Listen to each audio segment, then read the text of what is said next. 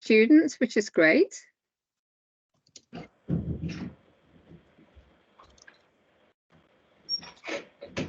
So the recording is started now. Okay, so I think we'll start then. So I'm Helen Lawton-Smith. I'm the Director of the Centre for Innovation Management Research, and I'm very pleased to welcome you to this second debate in public policy for CIMR. It's being organised by Federica Rossi, who's Deputy Director of CIMR, and a panel of her colleagues, which is great. So we're going to be learning about the role of arts and culture research in addressing grand challenges and evidence from the REF 2021. So there'll be lessons for us all for what happens in the next REF. So this is really exciting research, and I'm sure we're all going to learn a lot from what's going on. So over to you, Milica, to chair the session. So thank you very much, and thank you very much, panel. Thank you, Helen, and thank you everyone who joined and dedicated their lunch break to join this session. As someone who comes from Birkbeck as a new alumni, it's really great to see that CIMR is hosting this debates in public policy, and furthermore that it's also stepping outside of just the innovation and management themes, and that we are going to talk today about or hear about the arts and cultural research, and more importantly, the impact that it has on grand challenges and society. So without further ado, my role here will be to help navigate the panel. Everyone who has question can type in the chat. The REF, and I'll be. It's about evidence from people are joining still, which is nice. So yes, feel free to place your questions in the chat box, and I'll be monitoring for them. We will have a presentation roughly around 30 minutes, and then our great discussant, Matthew Guest, will give his feedback, and then we'll open the floor for the questions.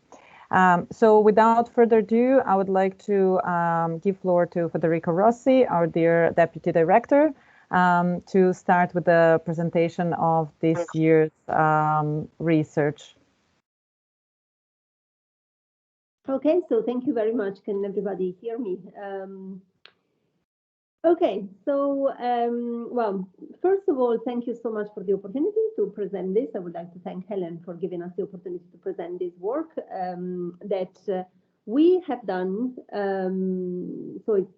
This is a report that is co-authored by myself, Evelyn Wilson, and Ning Baines. There is also another person who contributed a chapter to the report, Laura Kemp, but for reasons of, well, time, we've decided not to include that particular chapter of the report in this presentation. So today the presentation will be done by myself, and Ning and Evelyn in this particular order. I've been collaborating with NCASE for a number of years now.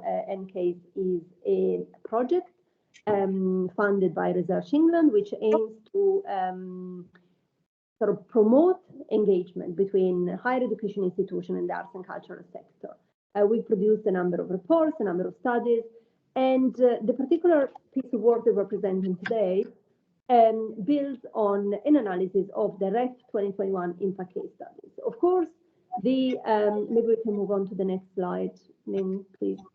Also, the REF impact case study database has been explored.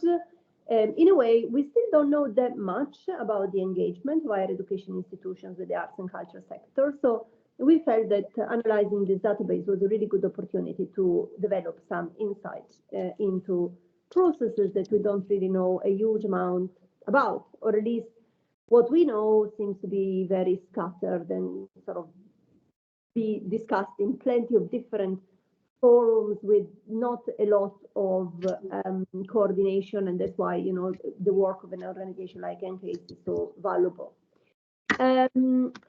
So the REF impact case studies are, of course, a key part of the REF submission. I don't think we need to spend a lot of time describing what they are, because most people who work in universities are familiar with the REF, and they know that since REF 2014, part of the evaluation of universities' performance is done, the research performance is done on the basis of impact case studies, which are submitted to institutions. Looking at, and then they are published and they're collected into a database, which is sort of curated by Research England. Now, what we're going to do is first, we're going to present a broad overview of arts and culture related impact in the REF 2021, which is what I'm going to talk about. And then Ning and Evelyn will present a more specific analysis of arts and culture research contributes to addressing grand challenges, with a further deep dive into the role of national portfolio organization. And this is the link of the full report in case you're interested in having a look at it. So next slide, please. The cases submitted to the REF. So we try to identify which cases, of the 6,000 plus cases which were submitted to the REF, which ones had to do with arts and culture. The methodology we followed, which is one particular methodology, we could have adopted others, but for consistency with the previous studies we did in 2014, sorry, we did a couple of years ago based on the REF 2014, we decided to adopt the following. We decided to collect all cases which contain the words arts and culture in art or culture in order composites in the description of the impact. And of course, this approach has the advantage that you capture cases which discuss arts and culture related impact, which also were submitted to units of assessment, which are not necessarily in the arts and humanities fields. Okay, so you might capture cases which were submitted into a physics unit of assessment, which is in fact what we find. So we find that there is a discussion of arts and culture related impact also in cases which were submitted to units of assessments in the hard sciences or natural sciences. Of course, that is not the majority of the cases. The majority of the cases are submitted to units of assessment that are in the fields of arts and humanities. But, you know, that is not the complete picture. There were 1,075 cases which included the words arts and culture or culture and their composites in the description of the impact. Of these, I've included in this table only the units of assessments where more than 10% of the cases included the words arts and culture. So obviously there's a lot of others which are not included in the table for reasons of space. But as you can see, the units where the greatest share of cases discussing arts and culture are in the arts and humanities, so the arts, music, drama, dance, art and design, and then followed by English language and literature, classic, modern languages, communication, and so on. Interestingly, we find physics, where 11% of the cases mention art or culture. So that's quite an interesting fact that we've uncovered. Can we move on to the next slide, please? And when we look, so I'm just going to present a few highlights from this analysis. One interesting pattern that we uncovered is that there is some weak evidence that units that submitted a greater share of impact case studies with arts and culture related impact had a lower share of impact cases rated 4-star. So it's a weak correlation, it's a weak negative correlation, it differs across units of assessment. So this evidence is not very strong one. It would require a lot more detailed investigations to try and understand what is going on. Obviously made difficult by the fact that there are no available evaluations for each of the case studies. So researching that does not release the information about how each specific case study was assessed.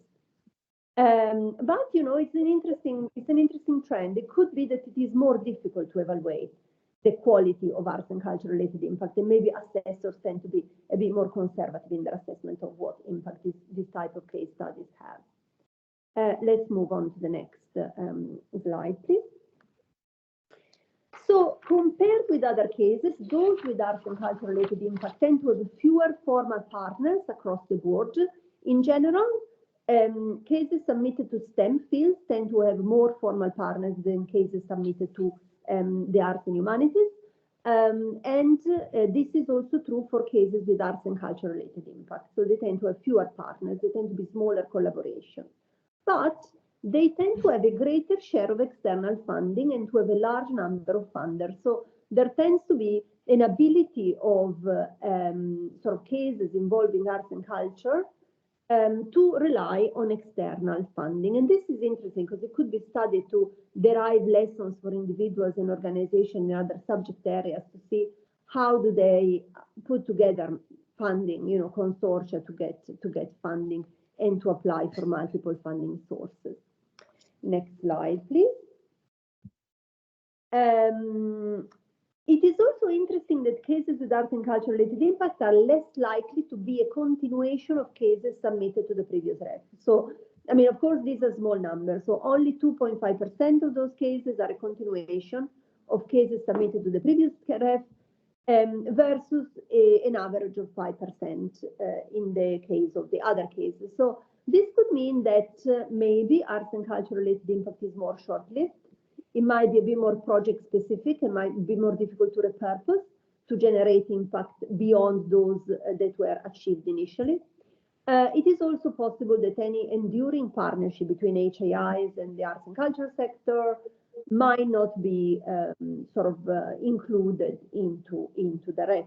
So again, it would be nice to shed light on those issues because they open up questions about the nature of the impact that emerges in relation to arts and culture. Next slide, please.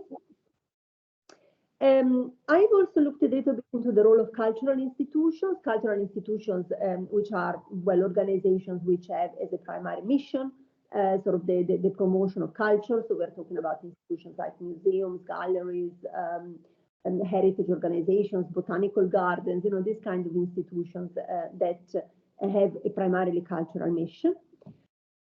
So we find that cultural institutions play a very important role in promoting, supporting, and benefiting from research impact. So they are a vital part of the research ecosystem in the of the 1,000 impact cases with arts and culture related impact, about a fifth, so 200 cases, have indicated one or more cultural institutions as partners. 130 had one cultural institution, 49 had two, 23 had more than two, and overall 289 different cultural institutions were indicated as partners. The majorities were museums and galleries, followed by libraries, but then there were also organizations like collections and archives, theaters, cathedrals, parks, heritage organizations, so castles, historic houses, and so on. Moving on. We analyzed the cases, in the 200 cases involving cultural institutions, and we looked at the kind of modes of engagement that were adopted in order to sort of engage with cultural institutions. And it is interesting to find that we found 8 different modes of engagement. The most important one had to do with collaborating to developing cultural activities and or showcasing work. So there were partnerships between researchers and cultural institutions, for example, to set up exhibitions, to set up, you know, to co-organize sort of cultural activities. They also benefited, cultural institutions benefited from collaboration with higher education institutions in order to improve their own practices, sometimes to expand their cultural offer. So, for example, cultural institution learning from researchers how to present their cultural products in a more effective way, in order to be more inclusive, in order to reach new types of audiences, you know, this kind of thing. So they derive this kind of knowledge from researchers. Another thing is sometimes they expanded their collection, so they relied on the expertise of academic researchers to maybe develop, you know, curating their materials in different ways, or even expanded their collection, verifying the authenticity, the quality of the collections they're acquiring, and so on.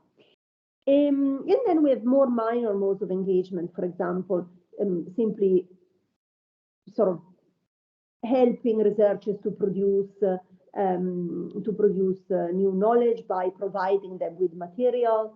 Even in some cases, developing products and services together, but these were quite a small amount of cases.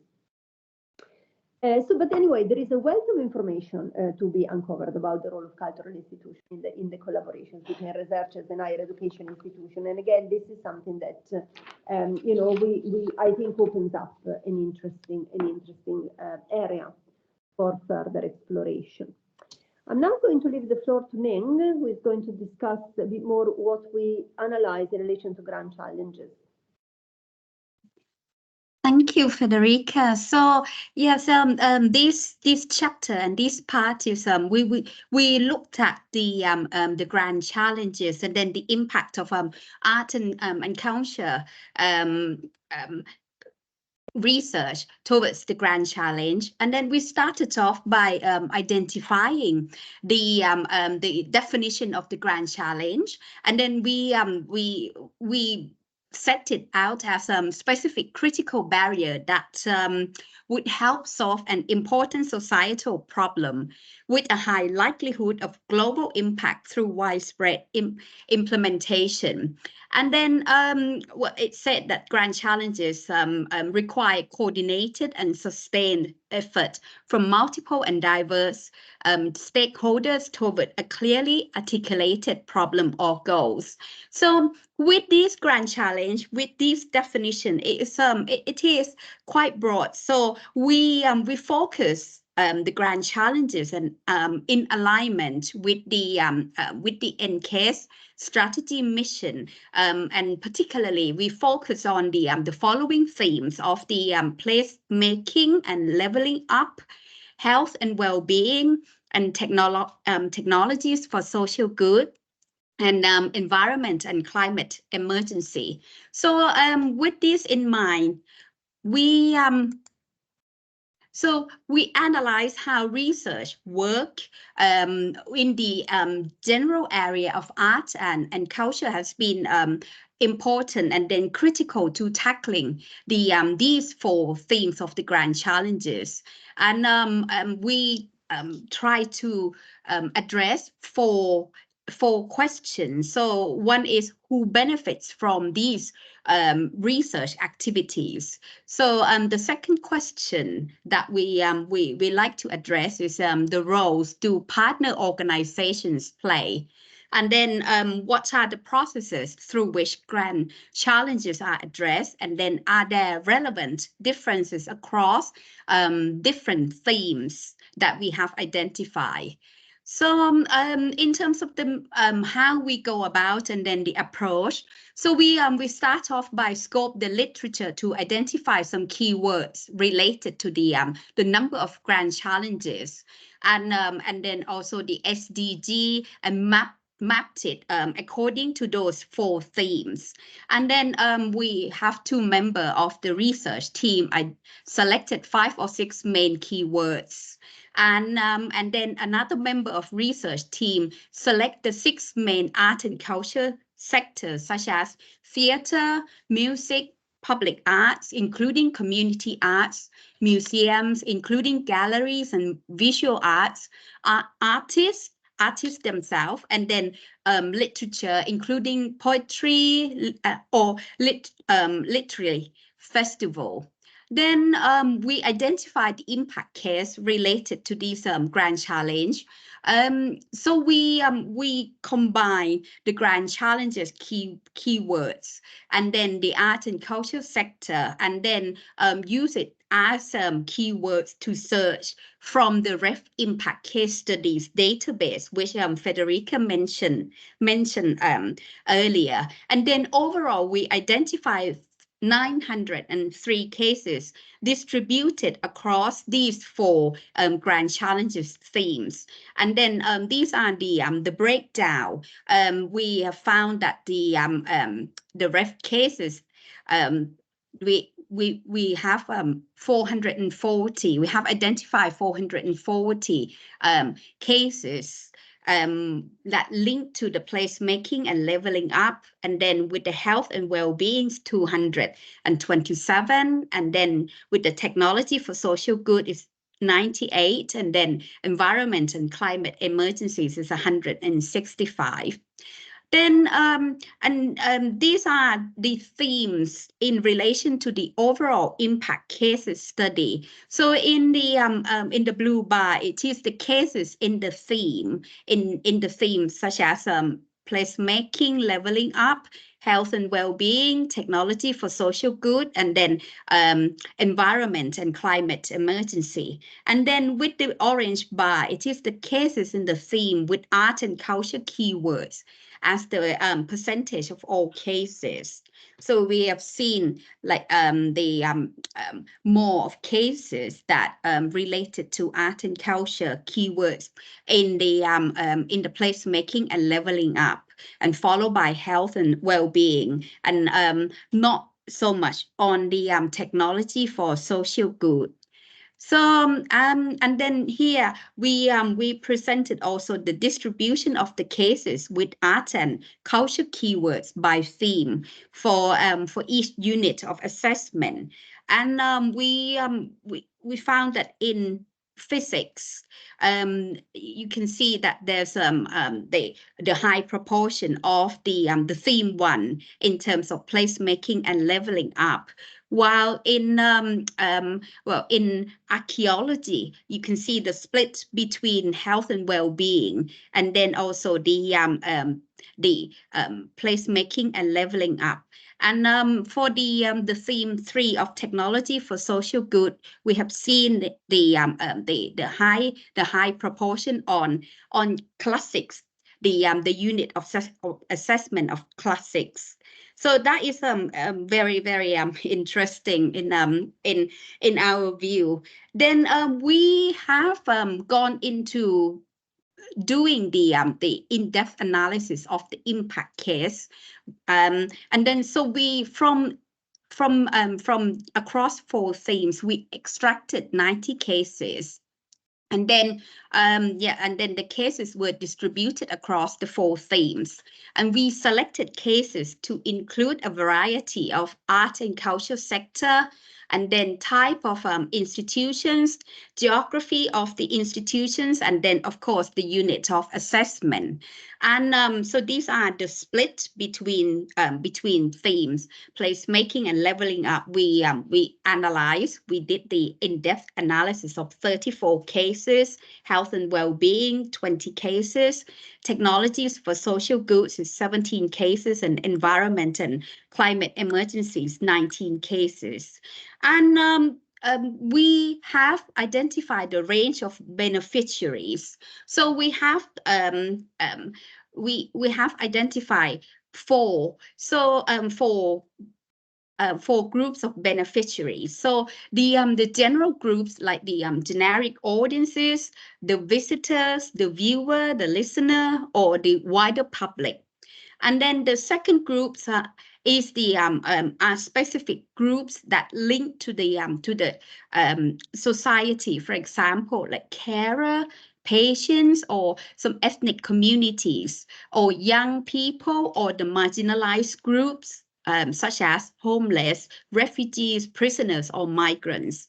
And the third beneficiaries of these impact cases are the specific groups that like business or professions, or some policy makers, such as the health professionals, curator, teachers, the like local council, or academics. And then the last groups is organizations, such as arts organizations, charities, some companies, some festival, or care home. Then the next topic that we looked at is the key role of partner organizations in mediating the generation of the impact. So we found that the collaboration with specific partner organizations is important to the achievement of the impact. And partner organizations were involved in either supporting research activities, or using or distributing the outcome of the research, or co-designing, such as the intervention to use for the patients, or training, or co-developing some of the technologies or products or services, or developing further initiatives based on the research. So, and then by looking at the role play by partner organizations in generating the impact, we use the framework by Austin and Saitanidi that is called the Collaborative Value Creation, or CVC framework, which has talked about the 3 different types of the collaboration, such as transactional, which is having the low engagement, and then the missions, the centrality of the mission is peripheral, or the degree of trust is low, to the transformation that have the high engagement between partners, and then the missions is central to the collaboration, and then the trust has got high degree of trust between partners. And from using this framework, we have come up with the typology, or we have classified the role of partners organization into three different categories. So in transactional, so it's the partners and the arts and culture researcher develop work. So it means that the partners use the work that as part of the research in art and culture to deliver initiative, or develop the product further, or to perform some work, or maybe distribute or release the work to the specific group, or the public. But if it is integrative, so the role of the partners organization will be supporting the research, like providing the data, or providing some funding, some the evidence to help the researcher to achieve the research, or the outcome of the research, and then using the research themselves, like implementing the technology, or showcasing or hosting the research, such as the inviting people to come to the event, or like demonstrating some of the technology. While with transformational, it's a co-designing between the researchers and then the partner organization, such as co-producing some of the product, or co-developing certain initiatives. So the so we have discovered the collaboration with partner organization, and linking to the impact generation. So the collaboration with partner organization led to a new or expanded initiative. Yeah, expanded initiative that such as the program intervention, training, and then the collaboration with the people organization were inspired to take action after attending presentation or event. And then such as the activist initiative, or certain campaigns, or new funding. And then the next one is research resulted in establishment of new collaboration, or new formal or informal organization form. For example, the community, certain center or network, which of course further impact will be generated as a result of these. Then we identify the differences by theme. So with the theme 1 in terms of placemaking and leveling up, so research and collaboration with arts and cultural partners create important impacts.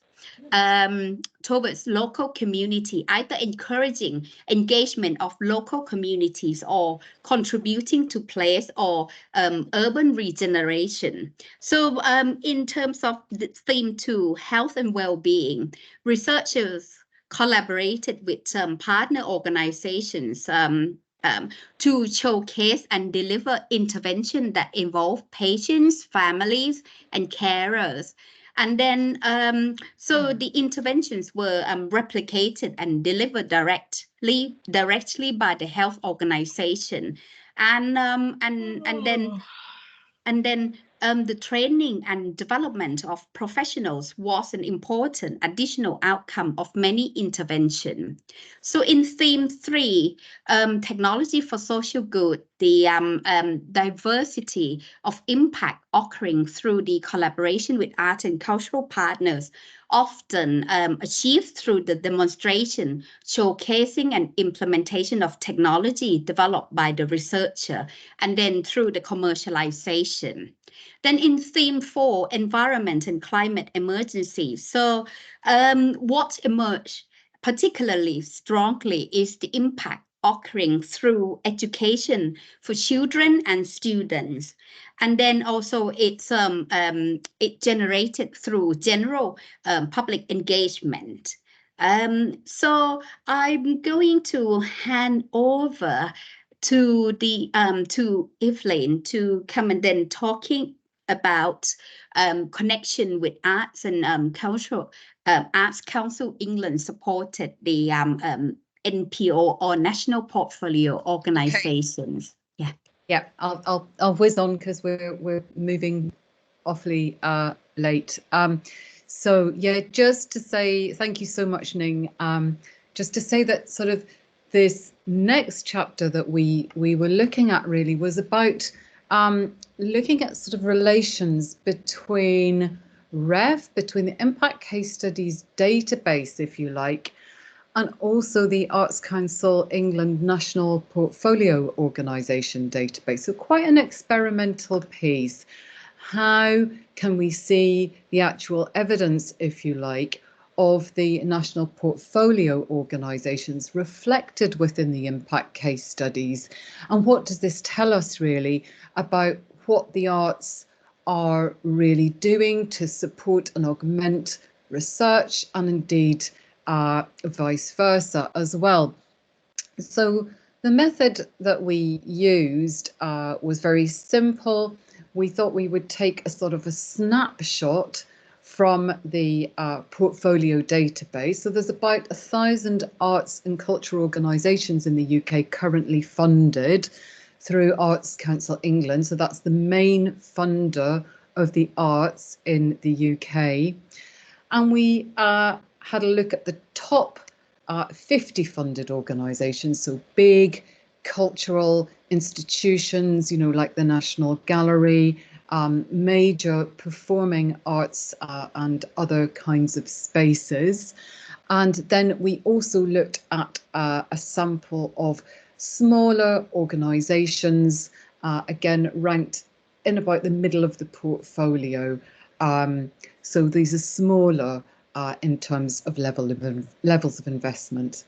And then we wanted also from those 100 to take sort of little subsamples to really analyse the ways in which a small number of organisations from each part, from the top and from the middle part, how they're working with research, what REF tells us, as it were, about those relations. And then we were also interested to see, not in such granularity around the relation between things like grand challenges, but to see how this is narrated within this work. So next slide, Ning. Next slide, please. Thanks. So yeah, I think I've already sort of said this, but just you can see the figures there. The top 50 are quite substantial in terms of their levels of investment, ranging from 22 million a year down to about 1 million. And then this middle sample, quite modest, about 200k per year. Next, please, Ning. So the key findings really from across the samples as a whole is that we find, and we're looking here at mentions rather than formal partners, because if you look at research impact case studies, very often the number of cited partners is substantially different from the numbers of networks that come through the narratives themselves. So we find 337 mentions of those 101 organisations within REF impact case studies, and really high levels of connectivity within the top 50 funded NPOs. 312, in fact, mentions. Now that means almost 5% of the entire REF submission of that 6,000 odd that Federica mentioned directly connects to 50 arts organisations, which is quite a stunning statistic if you think about that for a minute and think about where we think of research as having its most impact. So the second sample there, less connectivity, about a quarter of those organisations, those 50, were what we would call research connected. And across the piece, similarly to Federica's earlier research, theatres and museums feature really, really strongly amongst the top 50, visual arts more in the middle 50 NPOs. And in terms of place, London-based organisations still have higher degrees of research connectivity. Next slide, please, Ning. And there you can just see this broken down. So from our 300 odd mentions, you can see there theatres and museums, both very highly represented, and other art forms much less so. But do bear in mind, this is a sort of a sample that we are looking at a very sort of a 10% sample of Arts Council England funded investments. Next slide, please. And then again, just you know, we can see this here again in terms of the connectivity and place, where we see around about a third, or maybe this is just sort of slightly over a third of those organisations are London-based. Now, that doesn't mean that the impact case studies associated with those mentions are all from London-based organisations, actually, because they're for London-based institutions, HEIs, they're not. They're from all across the country, and there's some interesting things to say about that, but probably not just quite now. And then we'll see how that, you can see how that filters down southwest at the bottom there. So next slide, please, Ning. And then these are the organisations. Now, this will mean less perhaps to people working in research than it will to people working in the arts, but I was simply naming here the 5 subsamples associated with the 5 organisations associated with both of the subsamples. So here in the top one, there'll be large organisations like the Crafts Council, which is the national body for craft, Opera North, which is a major opera company based in Leeds, Tyne Archives, Birmingham Royal Ballet and Nottingham Playhouse. And then in the middle, we see, again, really important organisations, but much smaller. So organisations like Culture, Health and Wellbeing Alliance, Fevered Sleep, Bath Spa, and Carousel. And interestingly, of these, quite a few are actually strongly associated or even housed with or have very strong university connections beyond this body of work. Next slide, please, Ning. So from these samples, we look at, you know, what is it that we really find? This is sort of just some of the key findings that I'm talking about today. There are a lot of others as well, but just for time.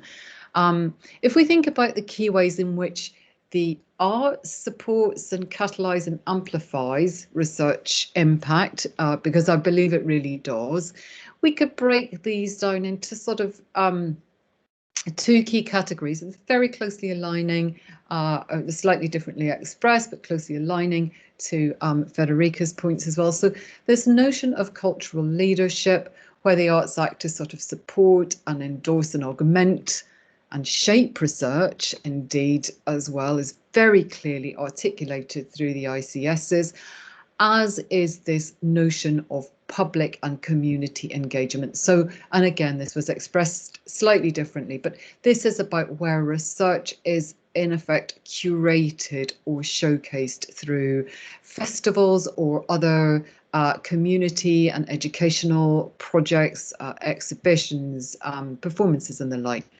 And then vice versa, really, ways in which research supports the arts and the wider community served in turn by the arts.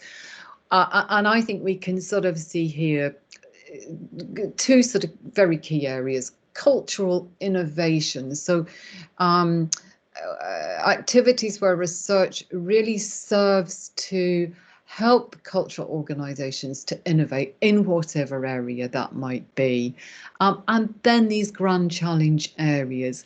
So, but in addition to the four areas that NCASE have been particularly exploring and working across in the last few years, we see these other key areas coming up through these impact case studies associated with these samples really quite a lot. Diversity and decolonisation, which accounts for about a third of the overall sample that we looked at, which is really, really interesting. And then also, and again, unsurprisingly, of course, projects that have a heavy education and skills focus.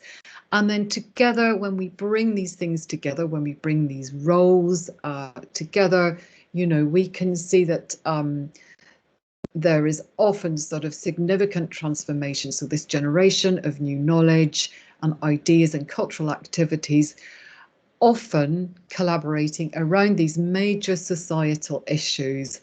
And also as well, we're seeing quite a lot of instances where there's direct influencing of government policy, whether that's at wide national level or whether that's at local or regional level as well, and particularly through mechanisms like the APPGs, the all-party parliamentary groups. I'm not going to talk about that just now, but we're seeing quite a lot of that. Also, and again, maybe not surprisingly too much given our territory here this afternoon, but Arts Council England was the second most prolific funder in terms of those 30 odd impact case studies. So again, this is really, really very interesting stuff.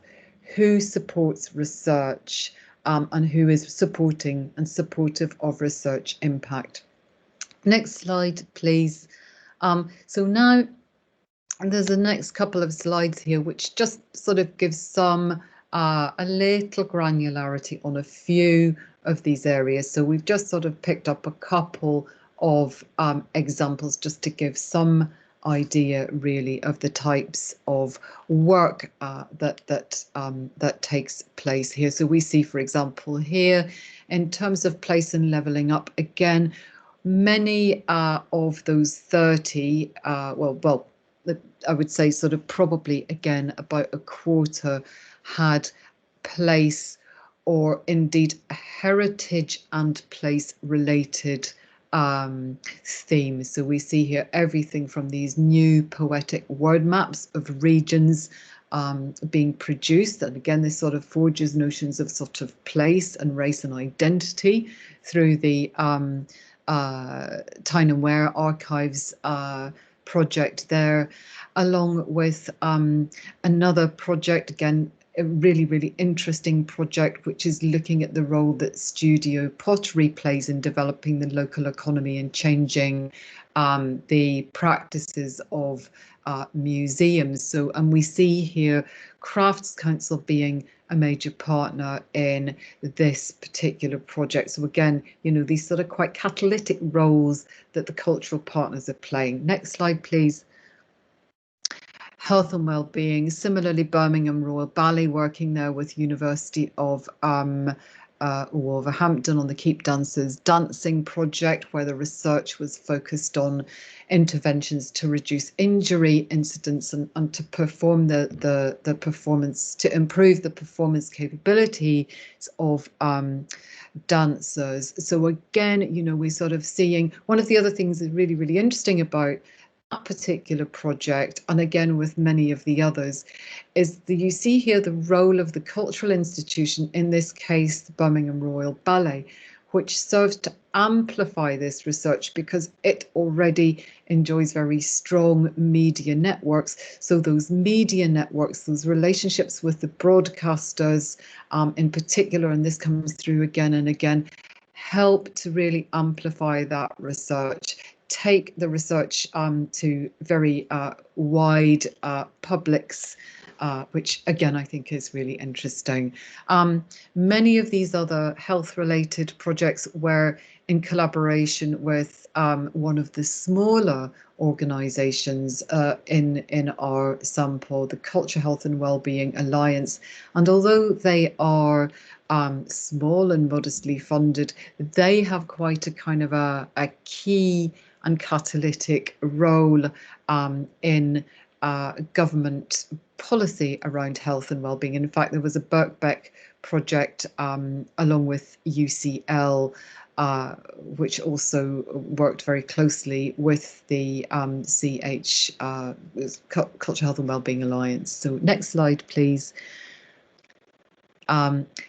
Relatively few, I have to say, in terms of that small sample that reflect work in and around climate emergency. And my feeling is that we will see substantial changes on this in the next iteration of the REF as well.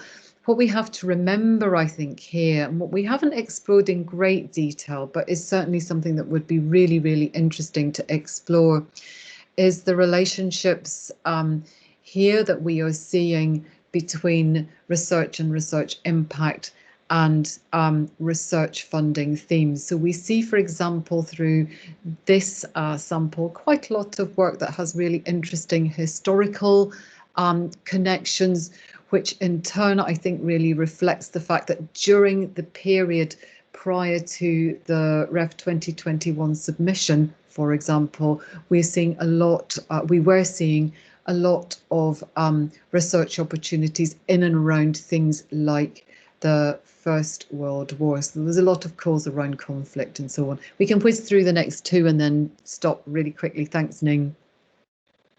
Next slide. Yeah. Tech for social good. Yeah, I think if we can, did you miss the one on, yeah, that one? I think, again, as I said, really interestingly, about a third of the cases that we looked at, case studies really were in and around diversity, decolonisation and migration. So again, those other themes that Ning mentioned in her work too. And then that final one, Ning, which I think is on education and slides. Oh, right, fine. You've missed that one. And that's okay. Again, it was just a couple of really interesting examples. And again, we're seeing, I think, about roughly a third of the case studies that very much are connected with education and skills, whether that is that the skills, whether it's that the arts organisation are utilising material generated within the university to support, in this instance, for example, film production for learning disabled artists, or whether indeed it's the other way around and the research in a way is sort of following or flowing from the educational initiatives that have started with cultural institutions, in this case Nottingham Playhouse, who've been developing, working with quite a lot of European youth theatres to develop sort of methods and methodologies for encouraging young people to work in theatre. So yeah, I'll hand over to you for the wider policy, for the wider sort of recommendations again, Federica. Thanks, Ning.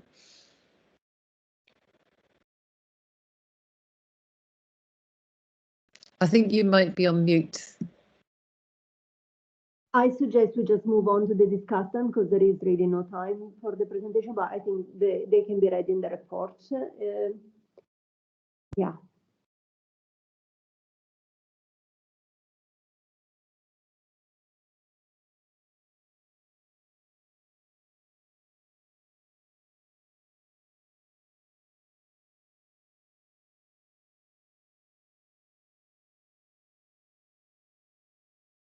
I think you might be on mute there. I'm terribly sorry. Yes, I was muted. Yeah, well, given thank you all once again. It was really a lot to take in and a lot to discuss, maybe also in some further sessions. Given the time limitations that we have left, I would like to give floor to Matthew for comments and feedback on what we have heard so far. I certainly have some questions of my own. Brilliant. Thank you so much. And thank you for asking me to just offer a few reflections. I'm Matthew Guest. I'm the head of local and regional engagement at the University of Central Lancashire. So I'm coming at things from a slightly different perspective here, working within the central part of a larger university. But my role is very much looking at the local regional activity that the university has with the north of England, broadly speaking. And I think it's been a fascinating overview so far, diving into some of the impact case studies here. And I think there are probably 4 things that I'm going to say that come in, and 3 of them relate to a bit of a bigger picture. And take us back out. And then there's one that's a bit more sector specific. Whether any of them are that shocking, I'm not sure yet, but we'll see. I think one of my reflections, and Evelyn began touching on this a little bit, was the way that the grand challenges have come in here. And I'd agree that I think we'll see more around the climate aspect in the next wave of case studies.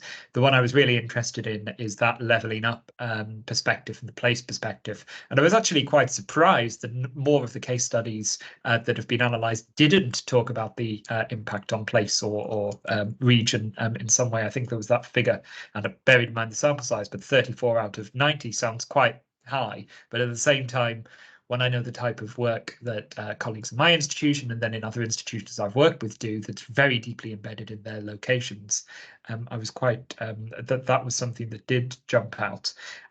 Of course, it could come down to the language aspect again, so that levelling up is a term that's really only been around since December 2019. Before that, we did have things around left behind and place. So I think there's that change of language is going to be really interesting, and seeing how that comes out in the next REF, and particularly if greater weight is put on local impact, which was one of the things that was getting thought about. Another bigger reflection that's in here is actually how little reference there is to the economy within the report. I think I counted that there were possibly about eight times that word pops up, and only once in a case study title.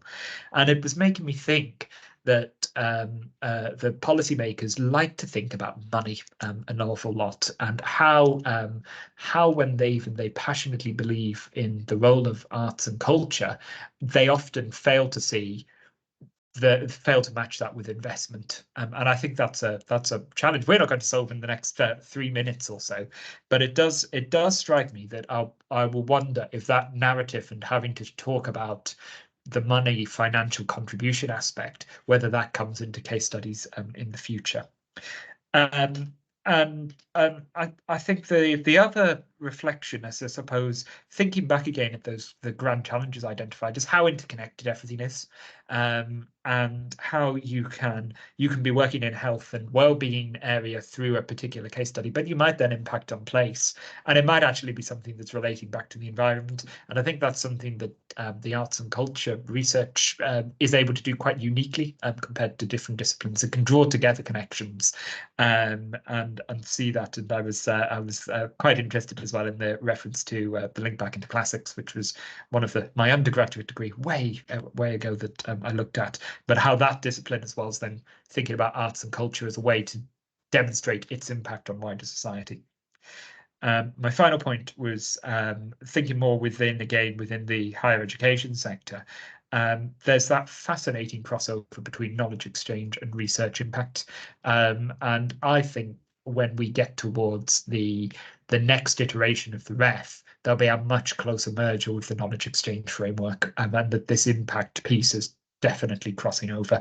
I'm not going to be the first person, I suspect, who says that, but it did come out again today, particularly looking at the case studies around the specialist institutions, that they're all within a particular KEF cluster and able to talk about impact that way. Those were my 5 minutes of reflection. Thank you so much, Matthew.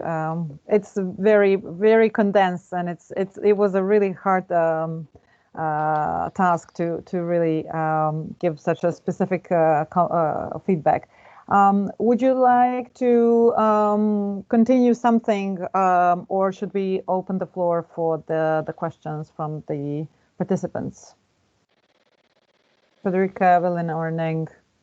Do you have to add something to the Matthew? Because, I mean, Matthew's comments are really interesting. I'll just pick up the point about the economy.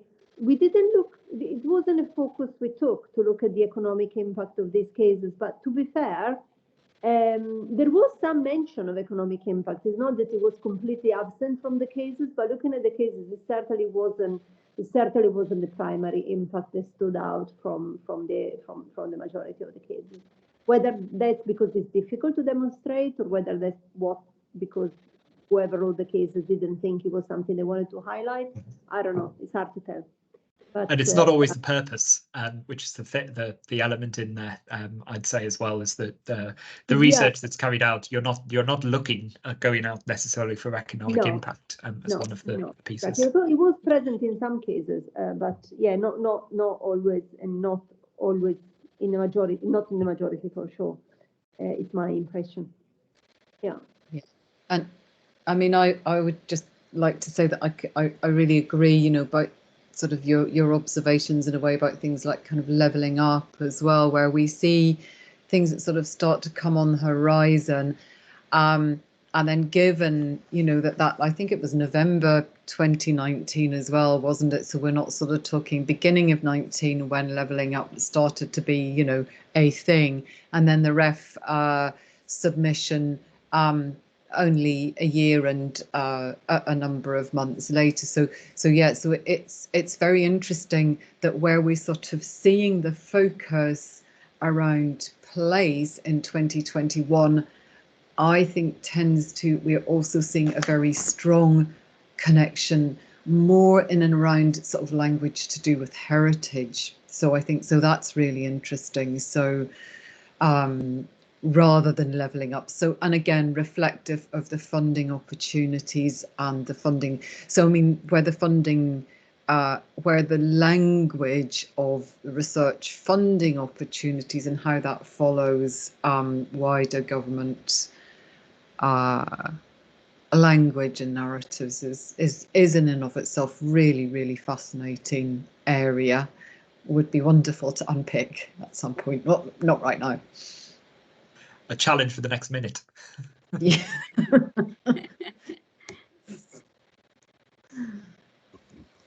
Thank you all. Do we have any questions from the audience?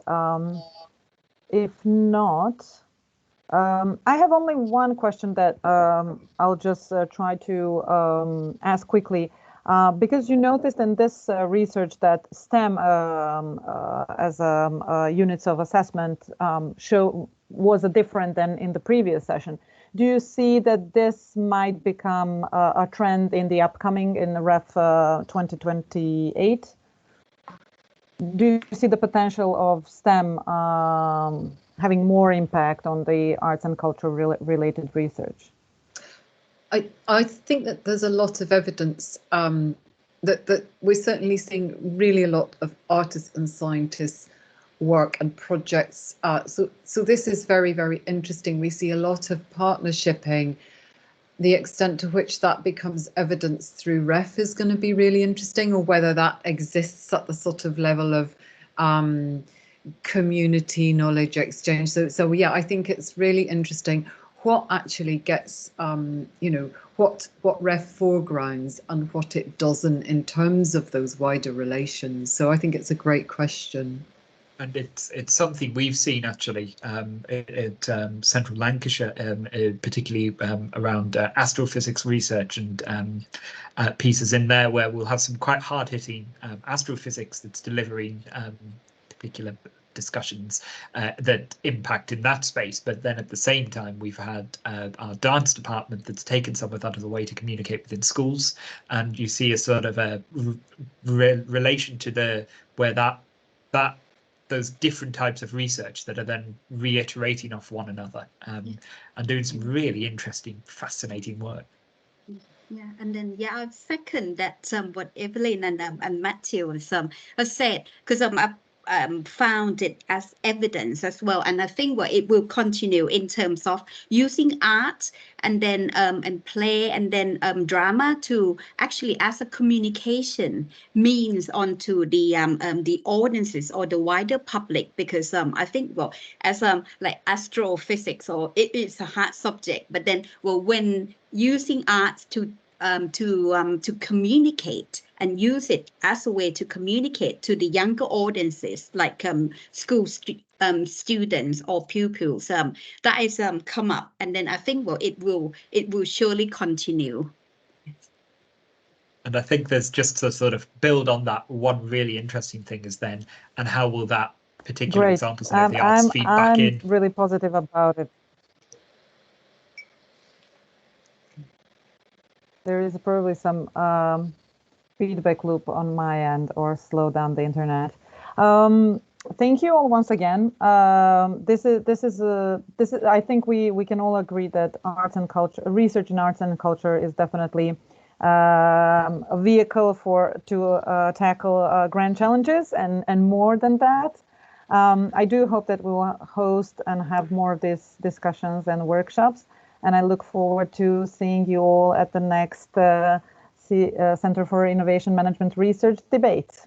That's, I think, everything for today. I wish you a great afternoon. Thank you very much. Yeah, thank you, Milica, for like a fantastic sharing. Yeah, thank you. Thank you, Milica.